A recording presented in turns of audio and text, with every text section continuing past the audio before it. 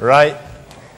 It's a pleasure to open this final session of the TNC2002. And I just have a few bits of housekeeping announcements to make when they come up on the screen.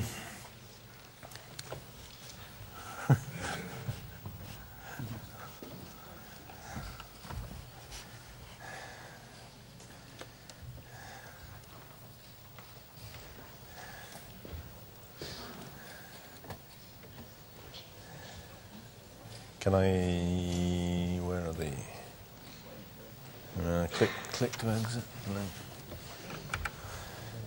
Yeah, I wanted that one, I think. Yeah. Actually, that's not it. Is it? Oh, it is.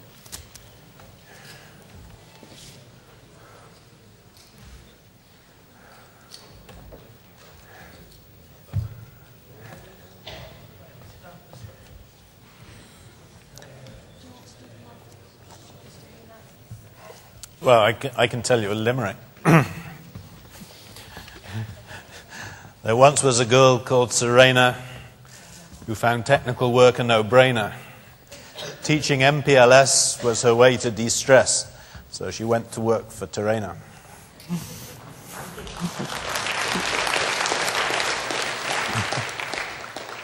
Right, we're in business. Sort of few housekeeping announcements.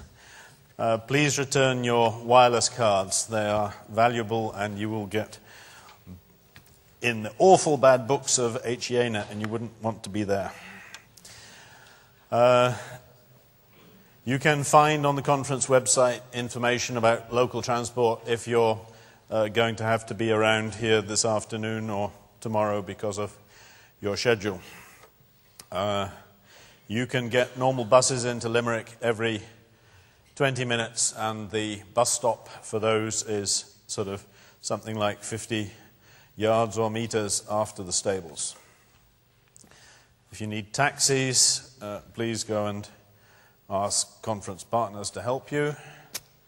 There is no arranged lunch in the conference package today. There are arranged lunches for the people that are registered for the Cisco event, which is in the main restaurant, which we've been using. And for people attending the TERENA General Assembly, there is a lunch in the library building, which is where the GA will be held.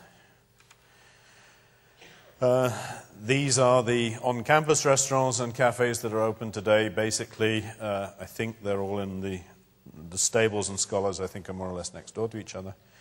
Don't trust that statement. And the sports bar a bit further. There will be coaches to the airport today at 2 and at 4, and they leave from outside here. People are registered and attending the Cisco High-Tech event. That takes place in the University Concert Hall, which is this building, starting 2:15, and as I already said, there's lunch in the main restaurant. It's a privilege to chair a session and have to introduce Professor John Naughton, who works at the Open University. He has been somebody who has written columns on journalistic columns in the Observer for a long, long time, and so he is sitting on a very interesting boundary, and he's going to tell us today about the open network and its enemies. John. You don't need this. You need this.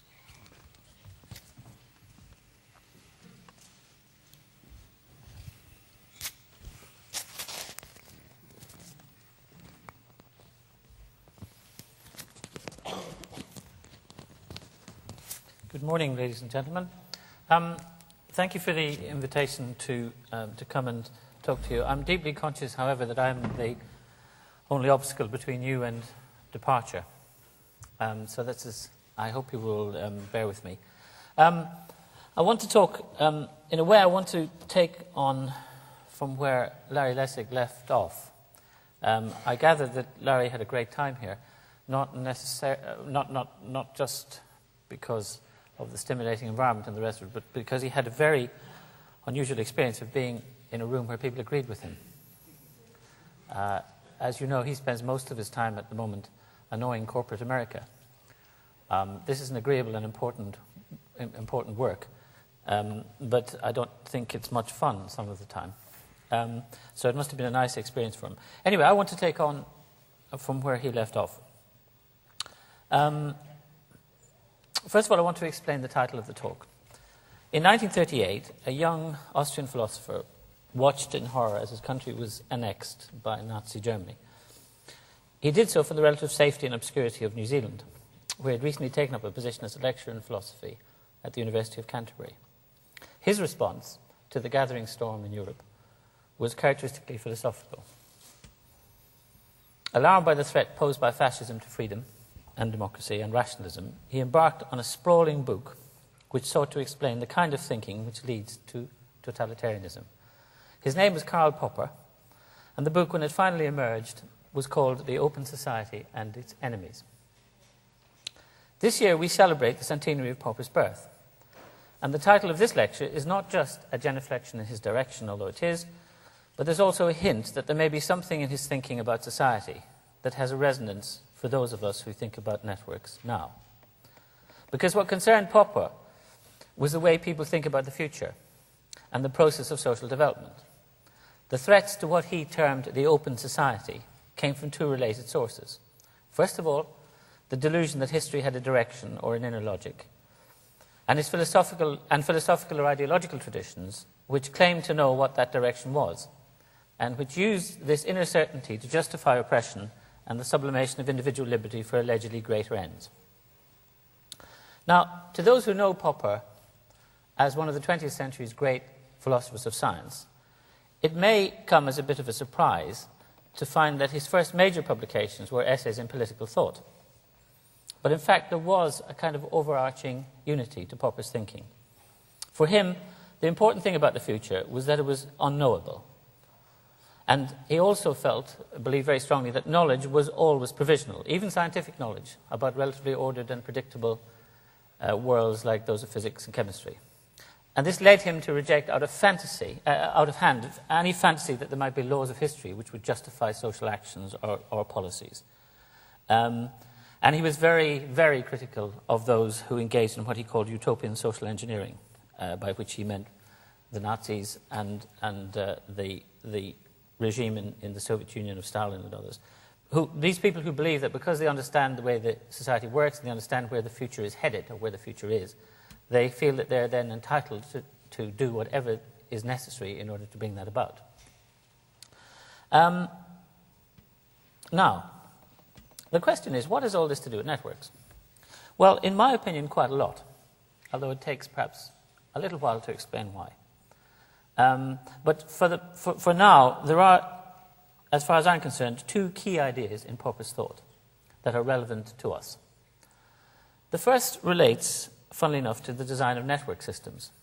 And that is the principle that system design should never be determined by dogma of whatever provenance, whether it comes from the past, whether it comes from the Quran or the Bible or any other tract, whether it comes from the present, in other words, the kind of current arrangements we have, whatever they are, that we take as Holy Writ, or from dogmatic assumptions about the future. In other words, you should never engage in any kind of design of societies or systems on the assumption that you know what the future is going to be.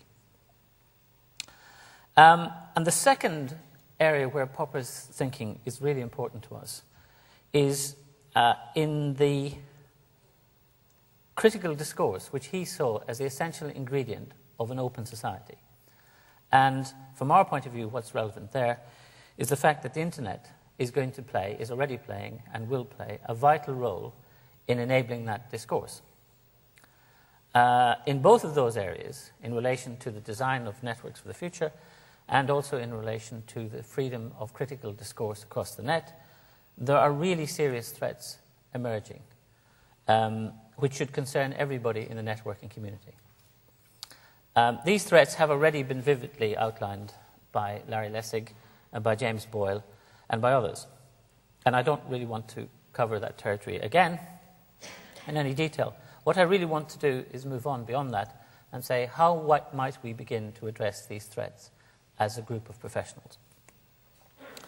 Now, I've got some case studies, most of them I hope familiar to you, but just in case not, which illustrate the nature and dimensions of the threats that I see. But before I get into them, can I just recap briefly on Larry's thesis? His thesis is architecture determines behavior. That anonymity and end-to-end and the significance of having a dumb network are all important aspects of an open network like the Internet. And they're built into its design from the beginning. That the freedoms that we enjoy from the net, which are unparalleled in human history, are a consequence of its open architecture. And so, too, is the explosion of innovation that has surrounded the net in the last 15 years. It has become a golden goose for a very good reason, and the very good reason is that it's open to innovation. So long as you can do it with packets, you can do it on the net. And that has been an absolutely key thing in understanding. We've never really had networks like that before, ever. Remember the telephone system, for example, and its tight control. Remember the fact that it took 100 years to get the fax machine into regular production, even though the basic principles of the fax machine were patented in, I think, 1872. And so on. We've never had this kind of free, open network which enabled people who are bright enough to think of an application, so long as it involved packets, to do it. Larry's big point, is that the architecture of cyberspace is computer code. It's quite different from the architecture of the real world. And the problem with computer code is it's pure thought stuff. And it's not immutable, it can be changed. And the threats emerge from the fact that there are really ferocious pressures now to change the architecture of this open network. These pressures come from a whole range of sources. They come from e-commerce, from the content, computing, and technology corporations, from government, and even from within the networking community itself. Because I can see in conferences like this and elsewhere lots of cases where engineers and computer scientists thinking about the problems that we have with the network are conceiving of ways of solving those problems in the short term, which will actually lead to the enslavement of the network in the longer term. Now, what's going on?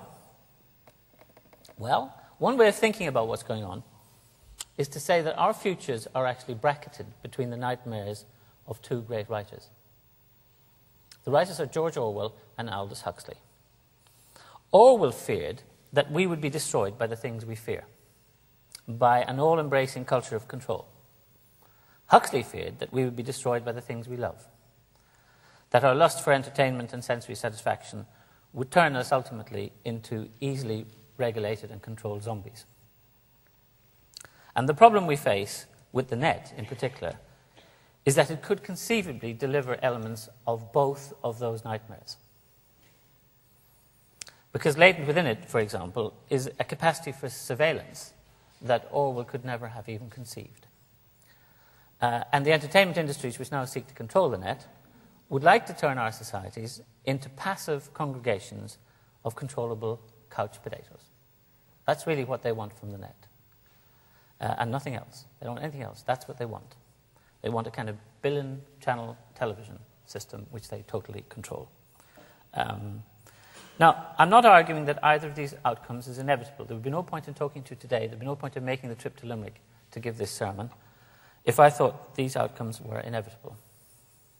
But I think there is a real danger that they could materialize. And most of the most troubling recent threats to the open network point in this very unpalatable direction. So when people say to Larry Lessig that they think he's hysterical or that they think he's exaggerating the threat, I think myself that Larry's an optimist. Some examples of that, just to run through things you know about perhaps, but let us take the Digital Millennium Copyright Act. This is a piece of legislation which you know passed in 1998 by the US Congress, which includes in it the famous anti-circumvention clause. Now, the consequences of that have been extraordinarily far-reaching and really dire. They include, for example, restrictions on freedom of expression. They include restrictions on publication. And they now include the curtailment of the freedom to do scientific research. Most people in this room know about Edward Felton and the work he did on digital watermarks. But the net result of all of that was that Felton and co. came to the conclusion that it would be dangerous for them legally to publish the results of their scientific research because it might contravene the anti-circumvention clauses of the Digital Millennium Copyright Act. And remember that this is not just a US nightmare, because the Digital Millennium Copyright Act is in fact an attempt by the US to enact the 1996 WIPO Treaty, the World Internet Intellectual Property Organization Treaty, which had anti-circumvention built in. And as a consequence of that, anti-circumvention technology, the relevant bit of the DMCA, is now embedded in the European Copyright Directive, which means it will be embedded in the legal codes of all European Union countries within 18 months. Which means that if I were to take one of the things I've got on my machine and play it to you, which is an MP3 of someone reading out the code of the DECSS program, we would all be committing a crime. And that, folks, has happened. It's over. It's an accomplished fact. Another example. The United Kingdom Regulation of Investigatory Powers Act. Now, this was ostensibly a measure to update and rationalise UK law on covert surveillance in a digital age. And also, it was said by New Labour that it was necessary to comply with the Human Rights Act, which they incorporated into UK law in 2000. Now, this law gives the Minister of Interior Affairs, that is what the British call the Home Secretary, some interesting powers. First of all, it gives him the power to demand that anybody holding encrypted data on a hard disk, or including sending encrypted data in a communication, should surrender to one of his authorized agents, and there are something like 5,000 authorizable agents under this legislation in the UK. Under pain of imprisonment of 2 years, you have to surrender either the plain text or the keys to that stuff. Some lawyer friends of mine have been working on interesting scenarios in relation to the RIP Act. For example, it gives the Home Secretary the power to send one of his chaps to knock on my door in Madingley outside Cambridge, peaceful village, at 2 o'clock in the morning and say, you have encrypted data on your hard disk. I know that you are an extremely unpleasant person writing rude things about the government, that you also have contact with known felons of various sorts, and I demand that you furnish the plain text of these communications or the keys that would enable us to decipher it. And I say, no. No. And the policeman says, will you kindly accompany me to the station? And I say, I'll just put on my overcoat and we'll go. If I were foolish enough to explain to my distraught wife and children why this was happening, I would be committing a second offence under the Regulation of Investigatory Powers Act, the tipping off offence. That one carries a penalty of 5 years imprisonment. The RIP Act gives the Home Secretary the power, which he has, I believe, already exercised in some cases, to require an internet service provider to install a packet sniffing box which is hardwired to a special new communication centre at MI5 headquarters in London. Through that packet sniffer goes a copy of every packet that flows through the ISP servers. It gives the security services the power, without a warrant, to monitor every individual's clickstream. They need a warrant to actually read your email, even though they can collect the packets. But they can monitor your clickstream without a warrant. And finally, they've now added after September 11th, I believe, a new power to retain data later for phishing expeditions. And not just for major crimes, but for minor misdemeanors. That's all part of UK law now. And the strange thing about it is that it went through without a peep in terms of public discourse. There was almost no debate about it. Most people, in fact, in Britain are unaware that this exists. Final case study is the bill that Senator Fritz Hollings is putting forward for the US Senate at the moment. It's called the Consumer Broadband and Digital Television Promotion Act. And some people say it'll never make it onto the statute book. They said that about the Communications Decency Act. They said it about the Digital Millennium Copyright Act. So we'll see. But at the moment, Hollings' bill would prohibit the sale or distribution of nearly any kind of electronic device unless that device included copy protection standards to be set by the federal government. That's the requirement of the Hollywood Bill. It's been written, by and large, by Hollywood lobbyists, but that's what it says. Now, translate that into practical terms, it means that any future MP3 player, any handheld PC, any handheld computer, anything you buy that can do computing, and computing, as you all know, is largely about making copies. That's what a processor is doing most of the time, is copying things from one place to the next. Basically, you won't ever be able to buy anything that doesn't have copyright protection dictated by the requirements of the content industries into computing devices. What that could mean in the long run is that if you or I wanted to buy a general-purpose PC, we'd have to get a license from the government, just like buying a shotgun. The people who want to enforce copyright restrictions to their satisfaction are actually determined to go as far as it takes. And that is the logical direction of where these people are thinking. Right. Now, it seems to me, I don't need to spell out the implications of that for you, but for example, it means that if the Hollings Bill were ever to pass, it would mean that the technologically backward industries of Hollywood and the recording industry would actually be in a position to dictate the pace at which computing technology evolved. Like I said, you'd need a license to buy general-purpose PCs, and you'd have the regulation of user behavior right down to an incredible degree. Almost everything that happens inside your processor and on your hard disk would actually be subject to control. Final case study is what I call copyright thuggery. In other words, it's the amazing behavior, the aggressive behavior of the owners of copyrighted, quotes unquote, content. They see all of this world that you and I work in as a threat and an opportunity. They see it as a threat because, to quote Michael Eisner of Disney, they see that, quote, piracy is the new killer app, unquote, for the computing industry. So they see everything connected with digital technology as a threat. And the response is to extend their control as far down the line, as far down the technology chain as is necessary. And if that means regulating what you do in your bedroom, they'll want to do it. However, they also see it as a great opportunity. An opportunity to increase their revenues beyond belief and to extend their control of the use of their material to levels that they could only dream of beforehand. And in order to do that, they want to claw back the fair use conventions that we've hammered out for many years by redefining the nature of a copy. They want to transform us basically into a pay-per-view world. That's what they're aiming at. That's what these industries want. And from the point of view of anybody who works in these industries, I can understand why they're doing it. This is a golden opportunity to claw back all those concessions that we have won over copyright and other things over many years, like the fair use one. And what one sees in all of this is an inability to concede that property rights are absolute. I grew up in a country where people could be, and indeed were, 2 centuries ago, shot for stealing sheep. Why? Because at that time, property rights vested in land were deemed by the society and its governing elites to be inviolable. And anybody who transgressed that could... Now, what we're moving towards is a world where it's not land that counts anymore, it's information and knowledge and, quote, content. And in those worlds, we're suddenly seeing that the owners of the property rights are as determined to enforce them as landlords in Ireland 250 years ago were determined to have sheep stealers hung. It's simply a matter of enforcing your rights. And they now have moved into an area where they are the important holders of rights.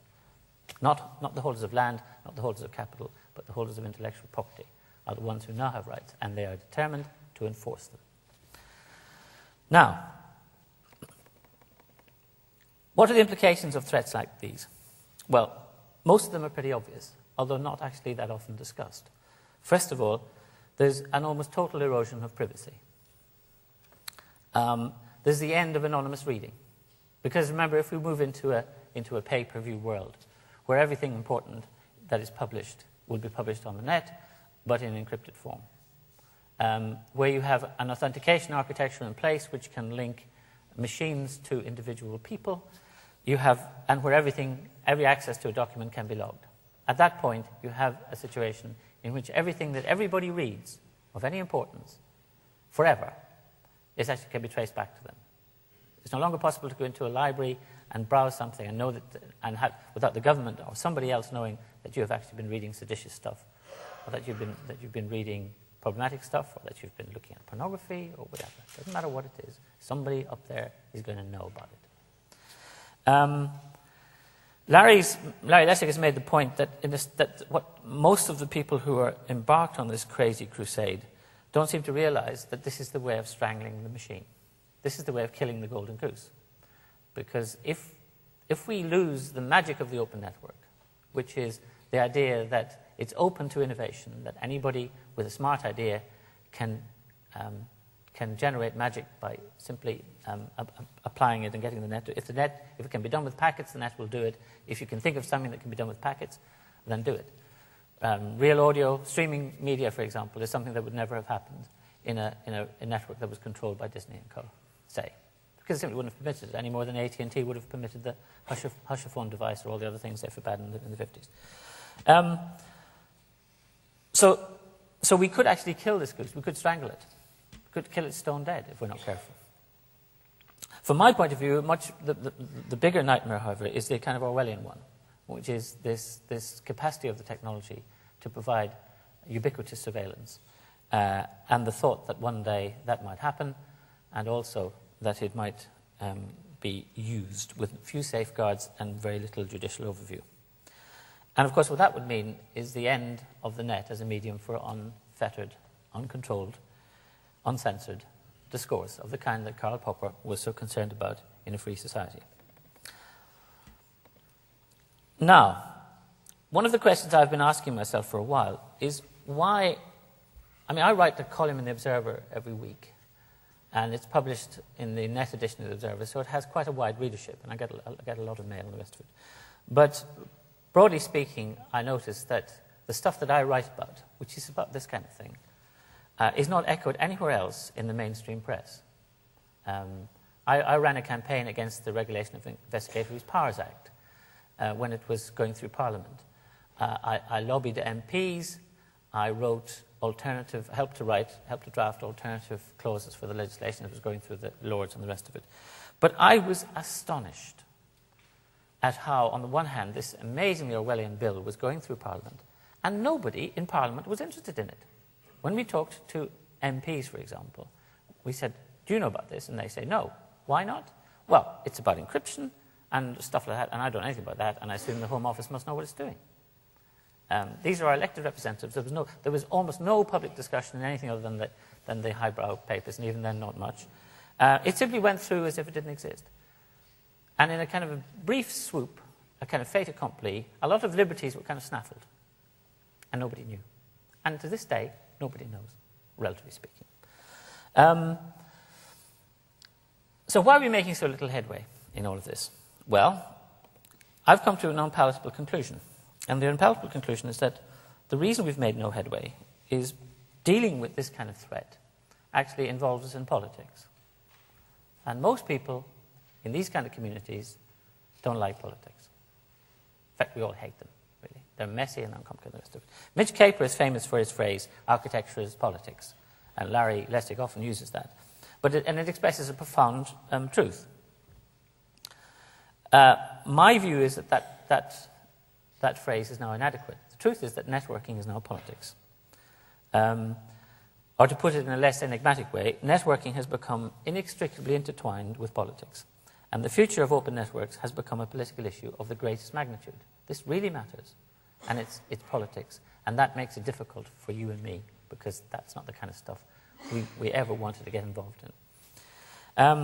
And I think it was, of course, with hindsight, it was inevitable.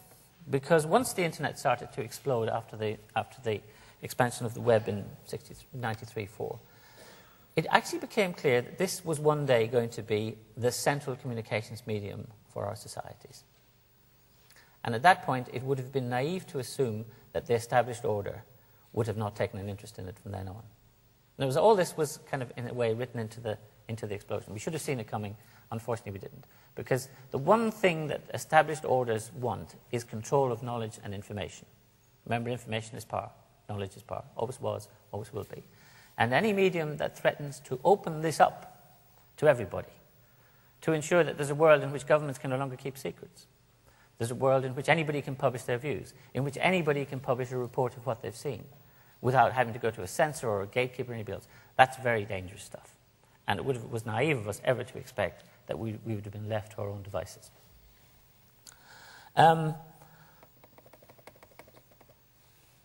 As I said, I think this is an unpalatable discovery for most of us. Most of us are scientists and engineers. We're problem solvers.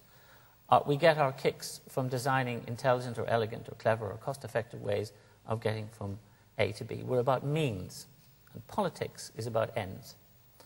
And the problem with ends is that they're about values.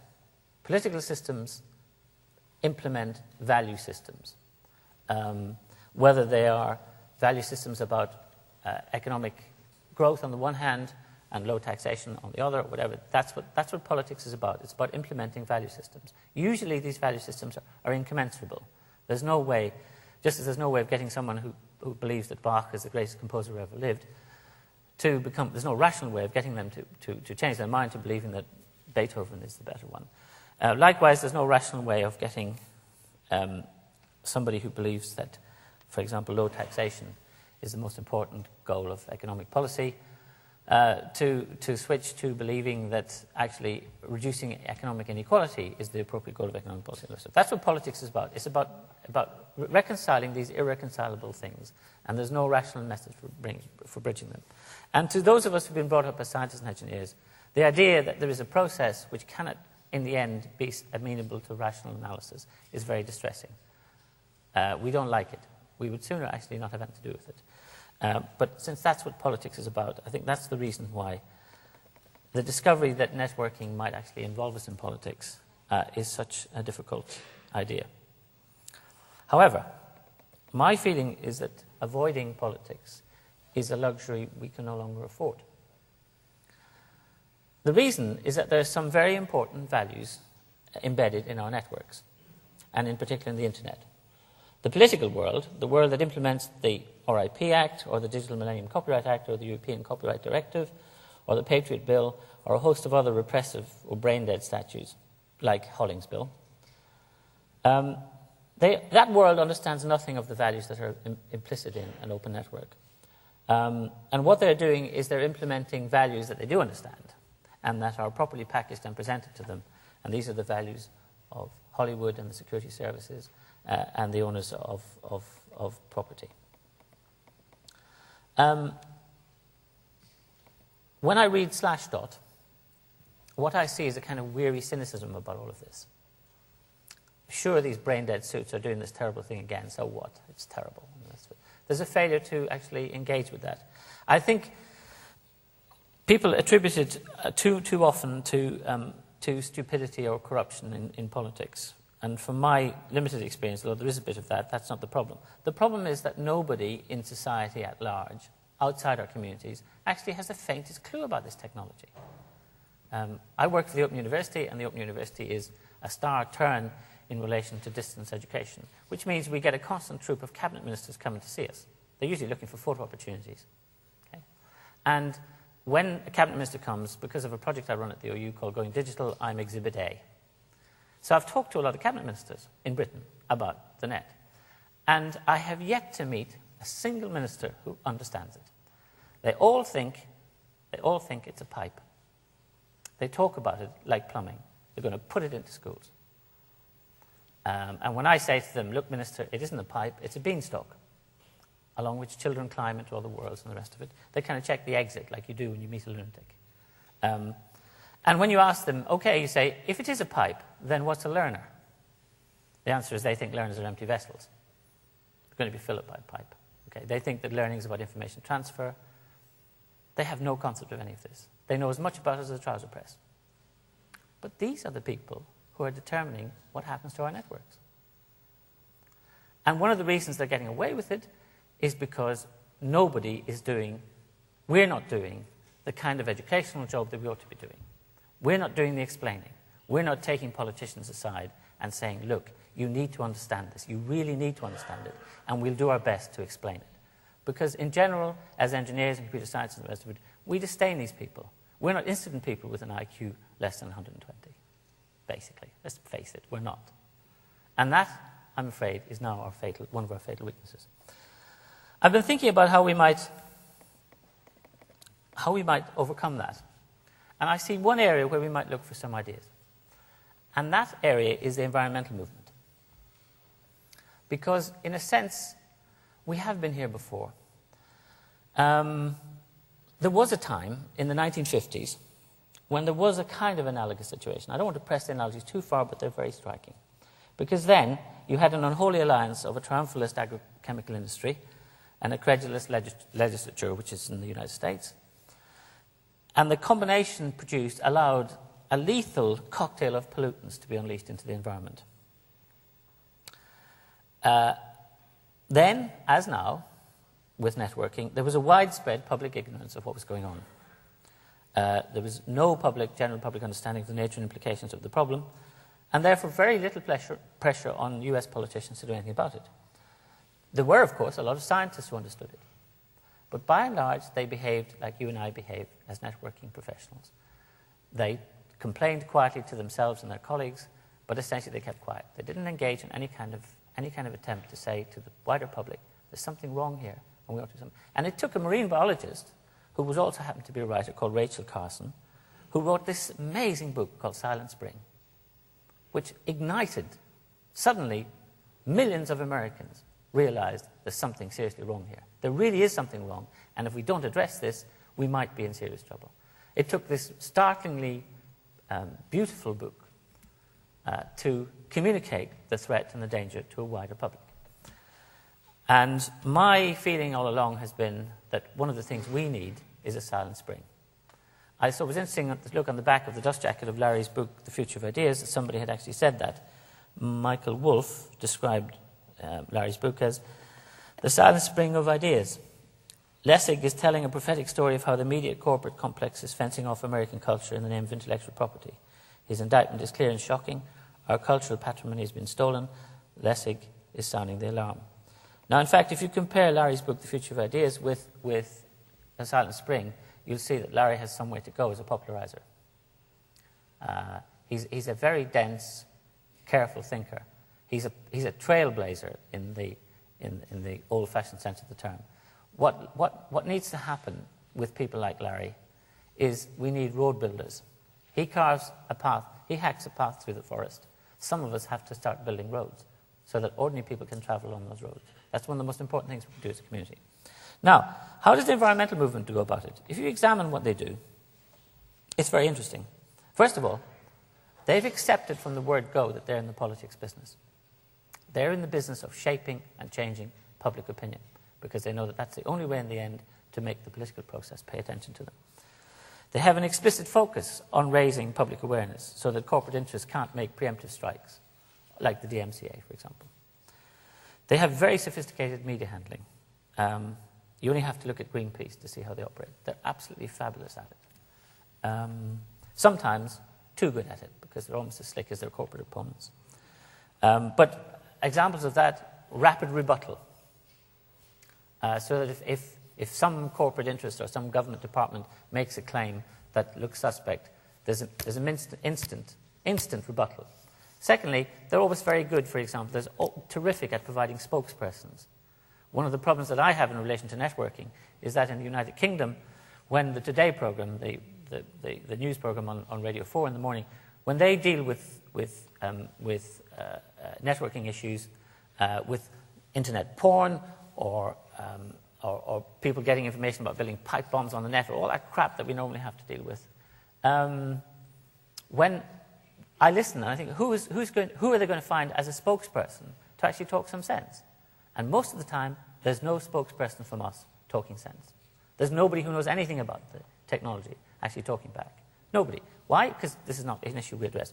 Not true for the environmental movement. They always have people. Another thing that characterizes them is a very early engagement with the policy process. Environmentalists talk to policy people all the time. They are in there in the early stages of policy formation. Not just in terms of listening and critiquing, but also in providing reasoned alternative strategies. Again, I see not much evidence of that ever in the networking community. They do other things. They cultivate amenable politicians. They use scientific data and arguments ruthlessly, sometimes too ruthlessly, because sometimes these arguments point both ways, and so on. Now, by comparison, how are we doing? Answer: very poorly.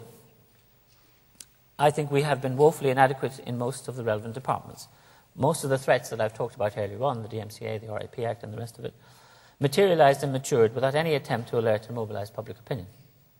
The DMCA was enacted in 1998, but the anti-circumvention measure, as I said earlier, was actually implicit in the 1996 WIPO Treaty. And there was no discussion that I can find, really, serious discussion of its implications then. Whether the European Copyright Directive was been debated in Brussels before it was eventually decided, I know from people who were there that there was almost no representative of the public interest and no one from the, as it were, freedom-loving end of the networking community there at all. Instead of the debate was dominated by American lawyers who were camped in Brussels on $600 a day and expenses. And it's not surprising that the European Copyright Directive essentially gave them everything they want. We weren't there. We ought to have been there. We ought to be there all the time in these things from now on. The computing and networking industries, this is the thing that really strikes me about the Hollings Bill. The Hollings Bill is actually a frontal assault on the whole of the computing industry. It's basically saying, you, Intel, Microsoft, Sun, anybody, you will not do anything ever again without Hollywood's approval. Without, basically, that's what it's saying. And yet, what do I find? Do I find the mass ranks of this huge industry in Washington? No. I find only one spokesperson, a senior executive from Intel. But it was only belatedly that even Steve Jobs and co started to talk about it. This is nuts. Apart from anything else, the US computing and technology industry turns over $600 billion a year. How much does Hollywood turn over? Anybody guess? $18 billion a year. So you have this idea that an $18 billion a year industry would dictate what a $600 billion a year industry. And the $600 billion a year industry is quite as mice. It's nuts. The whole industry itself needs to be woken up in that sense. And then there's the weary cynicism of the geek community, the kind of slashdot mentality, which says, these guys are dumb. The fact is that these dumb guys could lock you up one day. And then who's the clever one? Having an IQ of 190 is not much consolation when you're locked up by a guy with an IQ of 90. But it can happen. Okay. Now, I don't want to be unduly critical. If I say, why are we not making more headway? It is partly due to the fact that we're not aware of the need for it. It's partly due to the fact that we don't know politics. It's also partly due to the fact that it is difficult to do what we need to do. First of all, the environmental issues are more attractive to citizens and usually more comprehensible by them. If you can present them properly, people can understand them. But how would you explain to the ordinary voter, to the ordinary citizen, some of the stuff you've been talking about this week? You could explain, like Larry does, the importance of the end-to-end principle, the importance of the dumb network principle, and the rest of it. But it is actually very difficult. Some of this stuff is very hard. It's very complicated. How do you explain it? That's a challenge for all of us. I'm not saying it can't be done, but I also know from bitter experience teaching from the Open University, it's not easy. There's no human interest angle in much of this, actually. There's the odd case like Phil Zimmerman or whatever, but there's not much. It's hard to dramatize it in terms of individuals. It's hard to show a family in Bhopal whose lives have been ruined by cancer as a result of the dioxin spill. But the environmental movement is full of, as it were, vivid photo opportunities. The networking world is not, let's face it. And most of us are not very photogenic either, alas. All the threats are, at least for the moment, very long term. So it's hard to mobilize public opinion against a sense of urgency.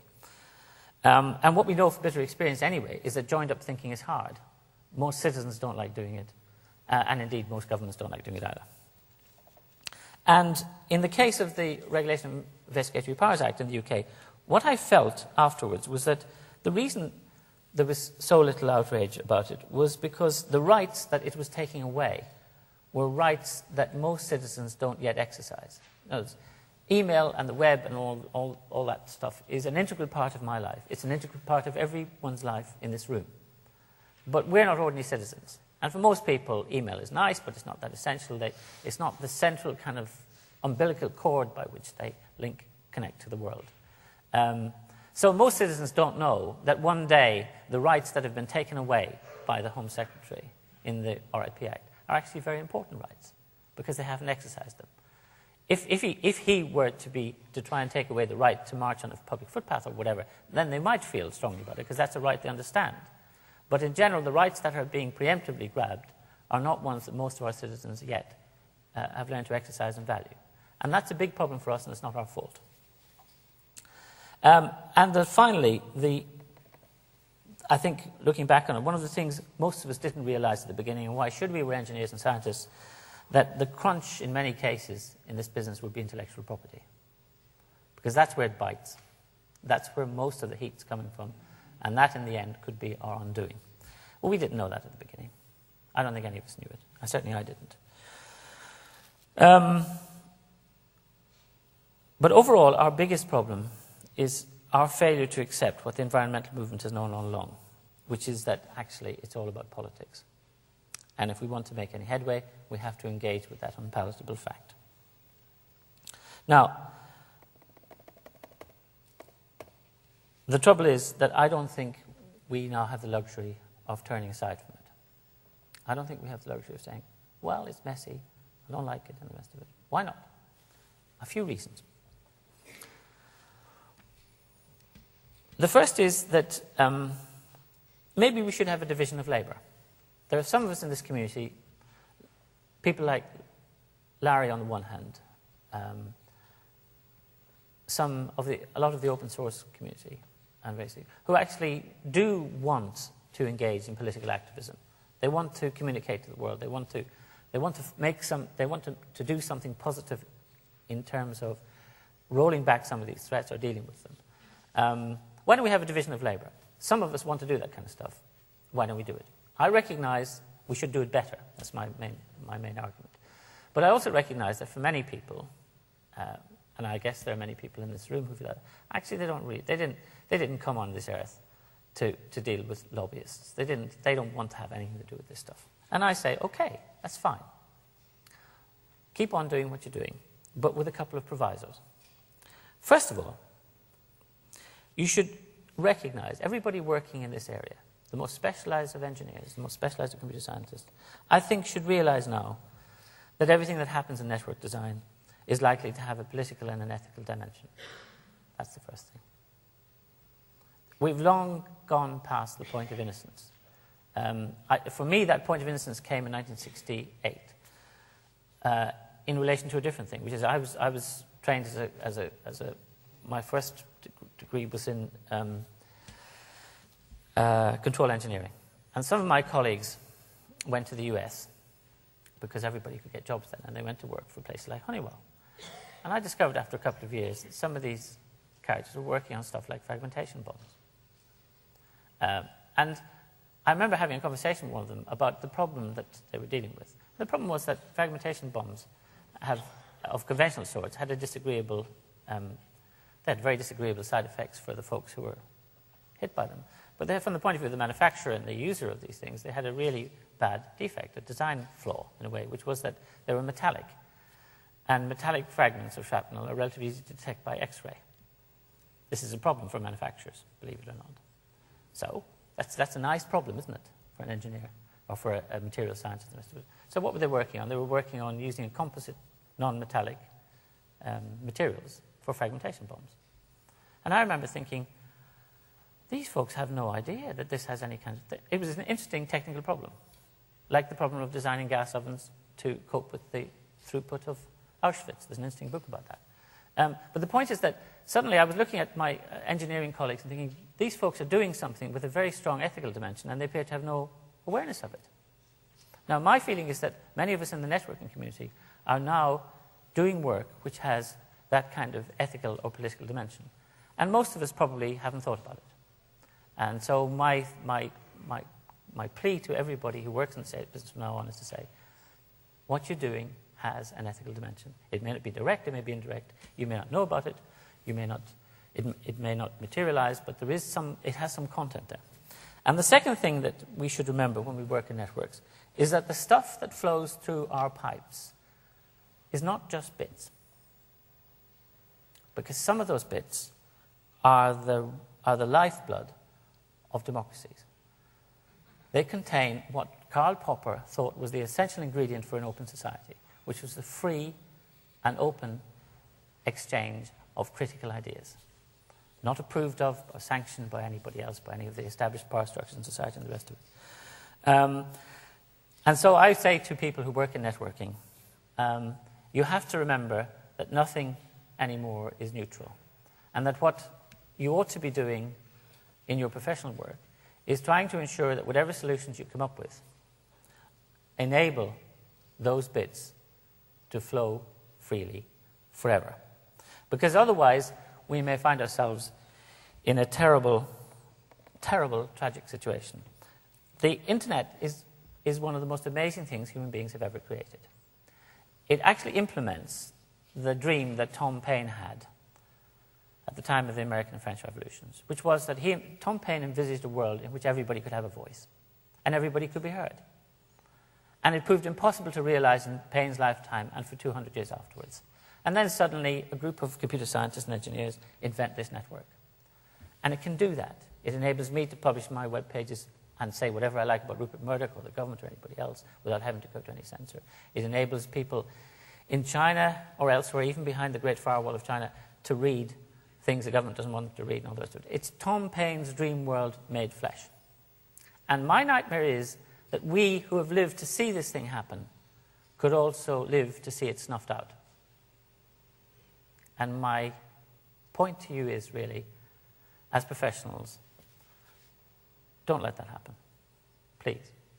Thank you very much.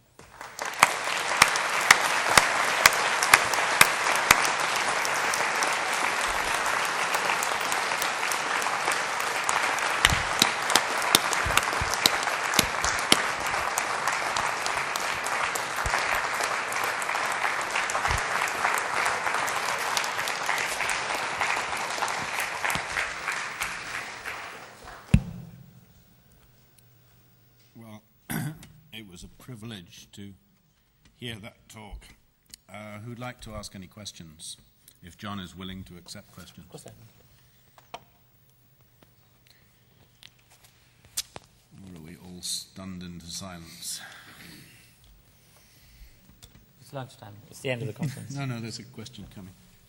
I've been accused of asking awkward questions. This one's awkward for myself, in that I work in the computer security field. Therefore, there is a strong temptation in my job to become one of the bad guys, as you have presented us.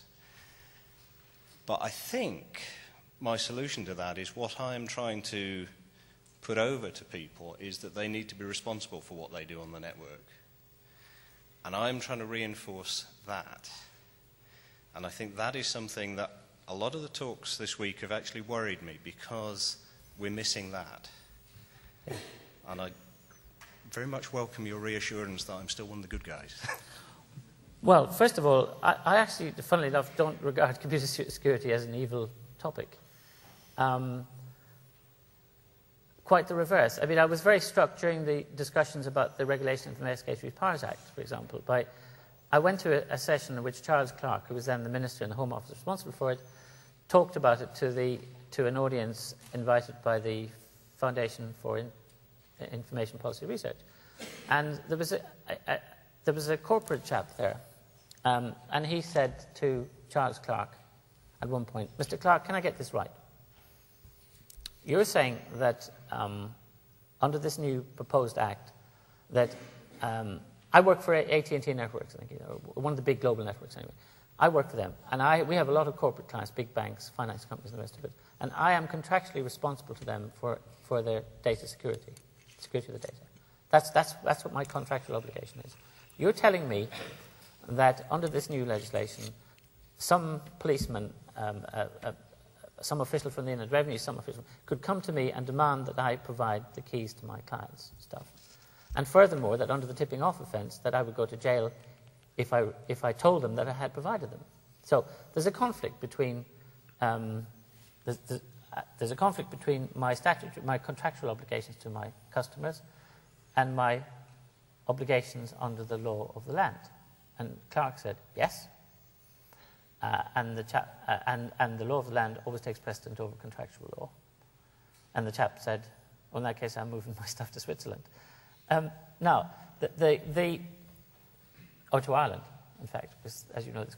Now, I think, funnily enough, one of the things that is most distressing about this is not that computer security is a bad idea, but that the people who, in my view, wear really bad hats are allowed to get away with using security arguments which don't make any sense and which are never rebutted by the community itself. You're the kind of person who knows how to rebut that argument. But in general, you'll probably be somebody who keeps your head down because you work in this business, and there's no glory for somebody who works in computer security for making noise. But it's that kind of... I just think I'm in favour of... And I'm very bothered about the thought that we may be constructing a world entirely dependent on an incredibly fragile network, okay?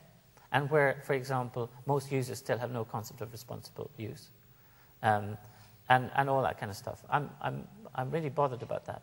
But what the reason security is such a difficult issue often is because in general it is being used as an argument for closing down the free discourse that I want, rather than for actually making it secure.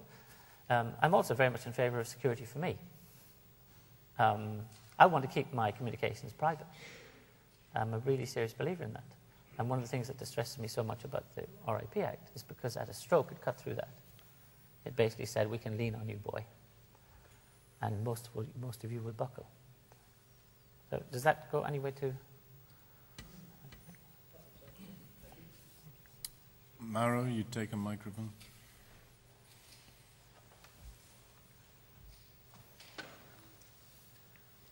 I think that one of the reasons why we do not do anything is that we believe that the brute force of internet is so large that you can't stop it. Like you can't stop the steam engine in the beginning. I would like a comment, or is a dream like the hope that Macs will overcome Microsoft later, sooner or later. Okay, thank you. That's a really good question, and I'm not being polite. We all subscribed to that delusion once. And there was a time when it was true. In other words, there was a time in the 80s, say, when the internet was a geek playground, or an academic and geek playground, where we felt that no matter what these bastards threw at us, we were smart enough to go around it. That's the mindset that's embedded in that famous phrase of John Gilmore's, the internet interprets censorship as damage and roots round it. Okay. Our view basically was that the established order was too stupid to be able to deal with this, that we could all, whatever they thought up, we could think up something smarter and go around it. Okay, right. So let's take a case study in that. Encryption. Okay, encryption used to be the preserve, cryptography and encryption was the preserve of the state. Okay, and then along comes public key encryption, and then along comes Phil Zimmermann, and suddenly, in your hands and my hands, is what we need to, is our technological fix to ward off the bad guys. Okay, so a lot of us believed for a long time that in relation to the specific problem of the government snooping on us, then the internet had provided the solution. Zimmermann had come up with PGP, and the net had dispersed it widely, and the genie was out of the bag, and nobody could do anything about it. Okay. Now, that was hopelessly naive. Why? Because we reckoned without the British Home Secretary. And he had a very simple idea, which is that all we have to do is change the law. If we make it a crime for somebody to encrypt their email, or to encrypt it and refuse to decrypt it on certain conditions, we got him. Dead simple. Most people don't want to go to jail. They're scared shitless of the government, most people. They're not like geeks who are ungovernable. Now, that's the first point. Second thing is, they were smarter than we thought. The established order is smarter than we thought. Because what we forgot was that once the internet stopped being a geek playground of ungovernable people like you and me, but became a mass medium of ordinary folks, then you had it. Because a mass medium of ordinary folks could only be accommodated by a vast increase in the number of ISPs, and all ISPs in the commercial world are commercial companies. And commercial companies are not, in general, run by people who value freedom of speech. They're run by accountants. So all you have to do if you're the government and you want to control this stuff is find a way of leaning on the ISPs, and they'll do it. They'll comply, no problem. That's what's happened with the Regulation of Investigatory Powers Act, because the government can say, we require that you, AOL or Demon or whoever, install these packet sniffers. That's the law, you do it. Is Demon going to stand up to it? Is AOL going to stand up to it? No, sirree. They're going to do it. So our kind of optimism in our technological ingenuity and in the ungovernability of the net turned out to be, I think, illusory. Now, it may be in the long run that in a sense, we keep ahead of it. For example, it's obviously not static. It goes in waves. If you look at the evolution of the net from the beginning, it started off as a true peer-to-peer system. Its architecture then became distorted when the web exploded, and the only way of accommodating it was to create this two-tier system where you had serious machines inside the DNS cloud and dumb clients essentially outside it. So you had this kind of two-tier world, privileged machines inside, underprivileged machines outside. And then you had Napster, which invented a way of letting these underprivileged dumb machines to talk to one another. And Napster was stamped on, using the established system, and the rest of them put out of business, no problem. But at the same time, the peer-to-peer genie escaped, and we're now at a situation where it's fantastically easy to control anything that happens within the DNS cloud, because within the DNS cloud, anything in there is going to be run by corporations, universities, companies, institutions that are amenable to government legal pressure. Outside, now, we have Nutella and all the other things which run on individual machines across the world. And at the moment, we're kind of ahead of the game slightly. But I have no doubt at all that the established order will wind up. John Perry Barlow has written a very interesting essay on this, which he's called The Emperor's New Clues. And it's a great title, because what it meant is that Barrow and I and other people thought these folks are always going to be too stupid to control it. The net will always overwhelm them and all the rest of it. And the answer is they weren't as stupid as we thought, and they're getting smarter all the time. So I think it's a really open question. I see it as a constant struggle. This is a contested space. And the problem about the Hollings Bill, for example, is that it could actually snap off some of our capacity to be ingenious. It could say, you can't do this without a license, boy. You can't sit in your... Sean Fanning sat in his bedroom for, 6 months, whatever it is, and wrote Napster. One kid wrote a program, changed the world. He could do it because of the open architecture of the net. Now, if the established order finds ways of controlling that, then, the confidence that we had in the early days that we could outrun them will be totally misplaced. Is that an answer to your question? I take one last question. At the back, please try and go to a microphone. That's Dennis.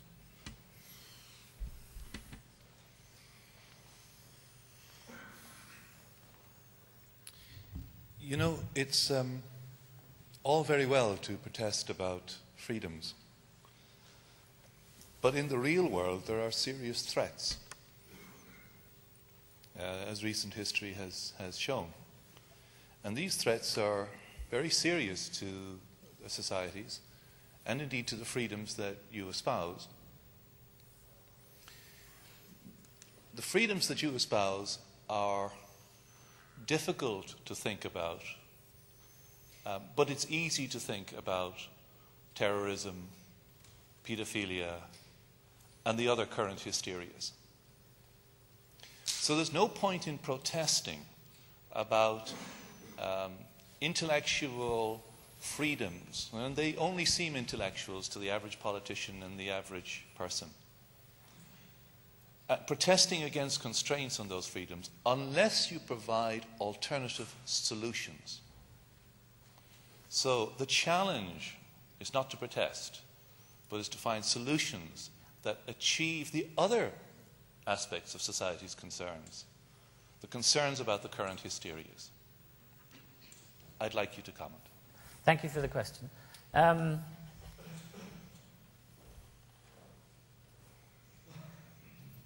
It sounds like a cliche, but actually it's a question of striking balances. I am actually not in favour of people ripping off other people's intellectual property. I don't see that as a triumph for anybody. What I am in favour of is striking balances between rights and obligations. For example, every author has a right to have his or her ideas protected by law. Every author has a right to have remuneration, if that's what they want, from their work protected by law. On the other hand, society has an interest in the free circulation of ideas. And one of the most interesting discussions, which is dead relevant to all of this, took place between the people who wrote the American Constitution, because they were obsessed with the idea of copyright and its problems. And in the American Constitution, it's one of the biggest issues in the discussions of the founding fathers of the United States. What are they going to do about copyright? Because they were creating a constitution which was going to determine how to do it. And they had this thing. Jefferson and Co. felt that on the one hand, people were entitled to protect their property. On the other hand, society had a need for the free exchange of ideas. Whoever wrote a song, for example, who hadn't listened to thousands of others? Okay. So what this is, it's a balance. There's a public interest, there's a private interest. How do we strike a balance? They got a fantastic balance. They said, what we will do is we will build into the Constitution protection for intellectual property. And the protection says, essentially, that an author can have a monopoly for 14 years, extensible once. That's 28 years. Okay.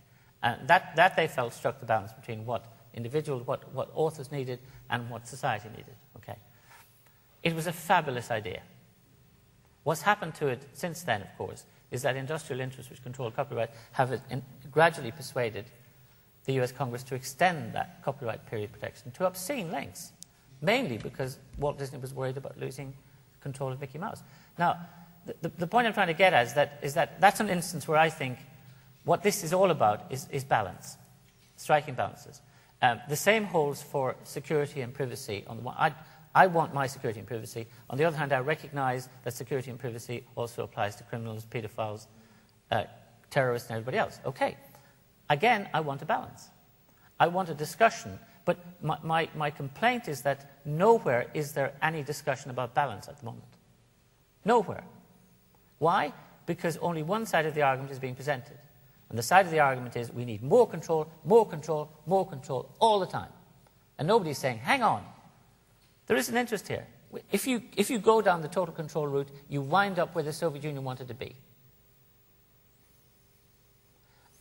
That's where it's heading, both in terms of its control of individuals and its potential for state repression on the one hand, and also in terms of strangling the commercial magic of the net.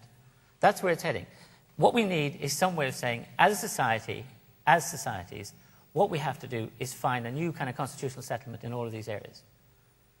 But there's no balanced discussion about striking a balance. That's my real complaint. And I think that we are partly responsible for that because we haven't been alert to our responsibilities and we haven't been putting the arguments. So, thank you very much indeed. I think we should,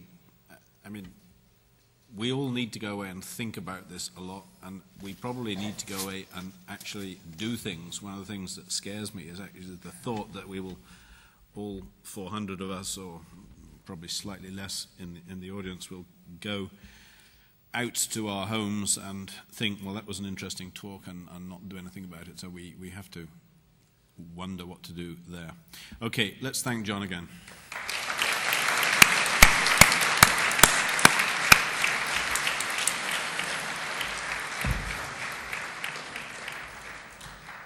It's now my pleasure to ask Shirley Wood, who's the TERENA Vice President in charge of conferences, to wind up the conference. As you know, when you organise an event of this size, it takes an incredible amount of effort to organise well and I have the pleasure of expressing the thanks to all of those involved.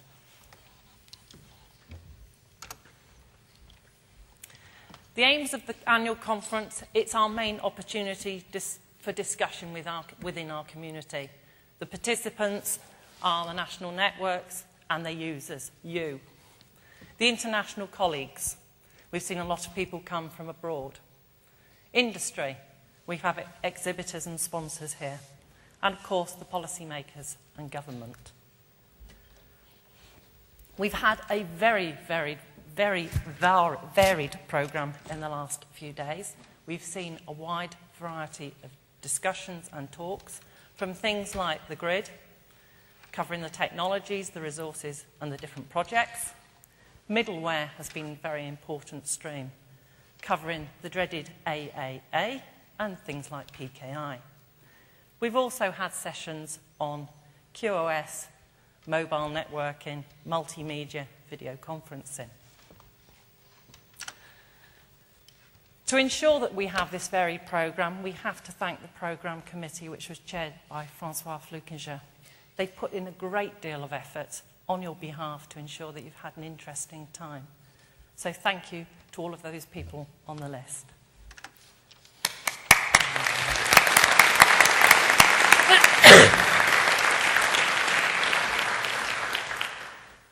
I'd also like to thank our sponsors for the event. They've allowed us to organise a good event whilst keeping the delegate costs at a reasonable level. BCE Teleglobe were the main sponsors for the event, but I should like to thank all of the sponsors: Aircom, BT Ignite, Alcatel, Cisco Systems, Akamai, IBM, T-Systems, Flag Telecom, Juniper, Extreme Networks and HEANet. I hope you've taken the opportunity to visit their stands outside. So thank you very much to all of them.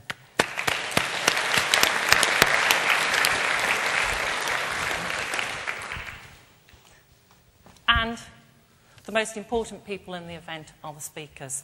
We've seen a wide variety of speakers from many parts of Europe and the USA, from senior members of the computing community to technical specialists. They spend an incredible amount of time putting together their talks and give up their time to attend. In some cases, we've even seen difficulties this year because they haven't been able to attend because of travel problems, and they've still made the effort to participate by video conferencing into the sessions. So thank you very much to all of them for giving such excellent presentations.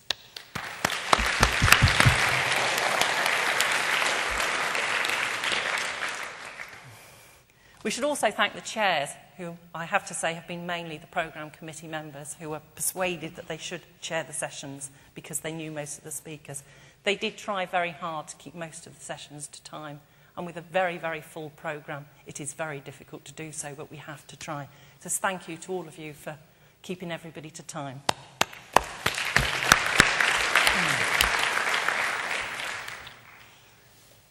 I should also thank conference partners for providing the conference support for the event. Despite the unforeseen problems caused by a certain airline, Nicola and her staff have done an excellent job. I'd like Nicola McCrane and Catherine Russell to step up here and receive some bouquets. I hope they're in the audience. Please?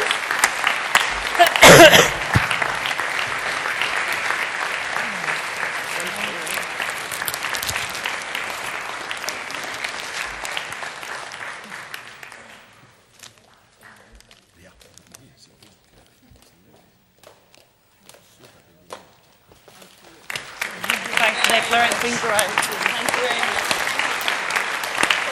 You've been great. Thank you. The University of Limerick has provided a wonderful venue. They've even arranged the sunshine for the last day. I think we have to give special thanks to Gordon Young for providing such an excellent venue, and for all of his staff. They've all worked extremely hard. The AV facilities have been great. The video streaming has worked very well, if you've been sitting outside and watched the video streaming on the website. And the video conferencing, which has also worked well and helped us when the speakers haven't been able to get here. So thank you very much to the University of Limerick, Gordon Young and his team, and especially to Andy, Mike and Gary, just to name a couple of the people involved.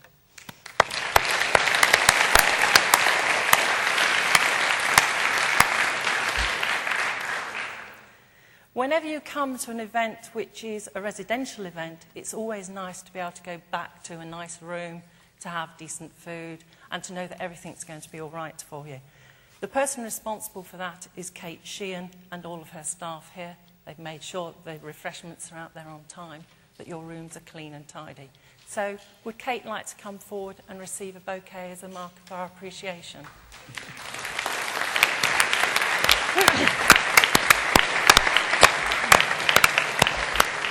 Brilliant, thanks.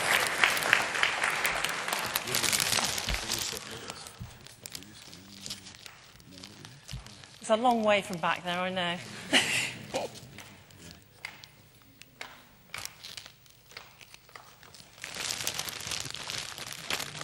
Thanks very much, Kate. It's great. It's been really good.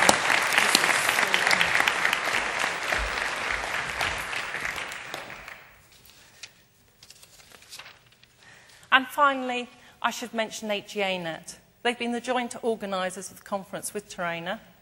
The staff at HEANet have put in a great deal of effort to ensure a wonderful conference.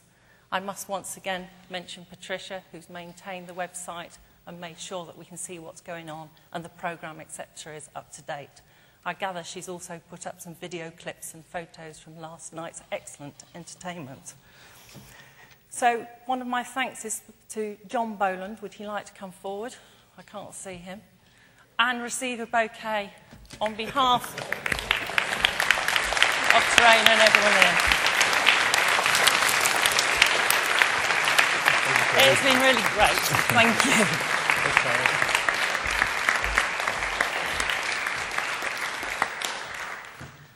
I should also like to say thank you to the TERENA staff. They put in a lot of hard work, both prior to the event and during it. And somebody who always never gets a mention is Carol de Groot. So thank you very much to Carol for all her efforts.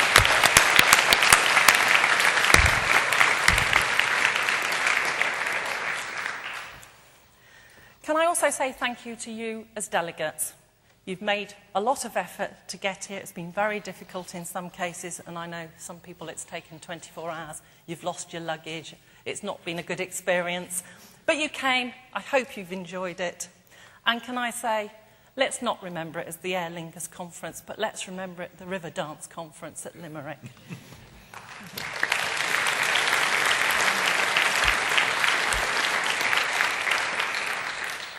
And finally, I'd like to say that next year's conference is going to be in Zagreb in Croatia.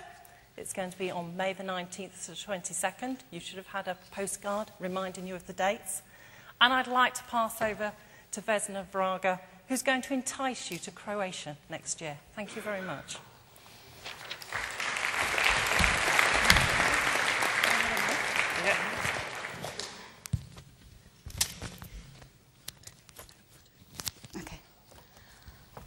Okay, thank you, Shirley. Dear ladies and gentlemen, it is my pleasure to invite you for the next year's conference, which will be held in Zagreb, as you have probably heard. And I have just prepared some information for you. Just help me. Okay. About Croatia and about Zagreb and about what you can expect next year in Zagreb. So we decided to offer to host TERENA networking conference to TERENA based on our previous experience with organizing annual CARNET user conference. And we thought we may achieve a good synergy between these two conferences because CARNET user conference is more user-oriented conference, while TERENA on the other side, it's more technically profound, deals with more technically profound issues. And we thought TERENA conference participants may gain some added value with the CARNET user conference, and on the other hand, Croatians and our users may also benefit from attending TERENA networking conference. We decided, although some of you might expect that conference will be held on the seaside, which is the most beautiful part of our country. We decided to hold it due to logistic, technical and organizational reason in Zagreb, which is the capital of Croatia, and it's also a very beautiful city. Croatia is most southward and most eastward than Ireland. And have you seen the weather today? It is like that always in our country in May and June. I will tell you just a few information about Zagreb. Zagreb is, as I mentioned, capital of the country. It has more than 800,000 inhabitants. It is a city that is more than 900 years old, and it is political, economic, and cultural center of the country. Here you have some slides presenting our city.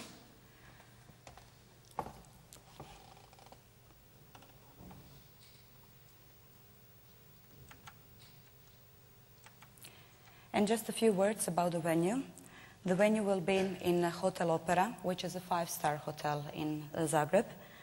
Sorry. And this hotel has more than 450 rooms. It is located in the center of the city, so you can easily make some sightings there. It has several congress halls, and the largest can accommodate more than 800 participants. And just one more information, that the Zagreb International Airport is connected to the to the most European capitals, and it's not only operated by Croatia Airlines, but also by other major airlines. But in case you need it, the country can also easily be reached by car or train from the country in the region. This is a picture of Hotel Opera, and this is the picture of the largest hall there, where probably next year opening ceremony is going to take place. What I can say, welcome to Zagreb.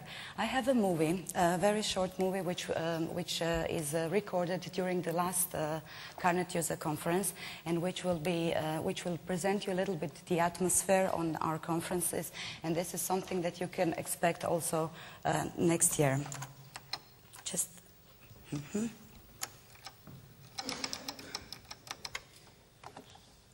Okay. You may see, during this movie, you may see some of the familiar faces. And this movie is actually about the sharing of knowledge, about joining efforts, about the networking. Can we have some sounds as well?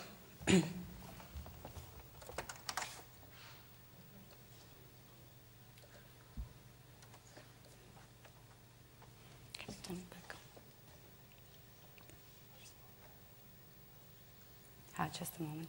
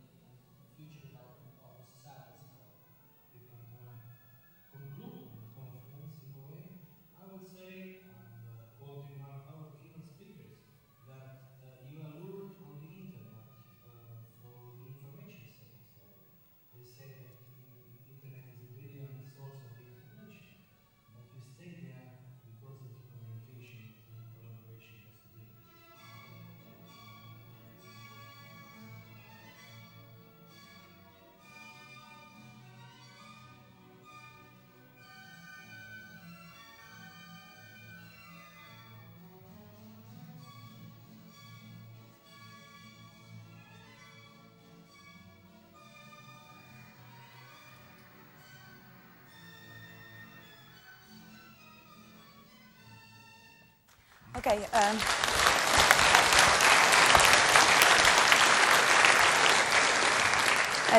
At the end, I can only say, looking forward to seeing you in Zagreb next year. Thank you.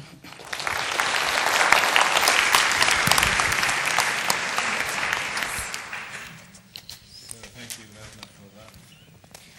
Thank everybody, and it's my privilege to declare this conference closed. Safe journey back.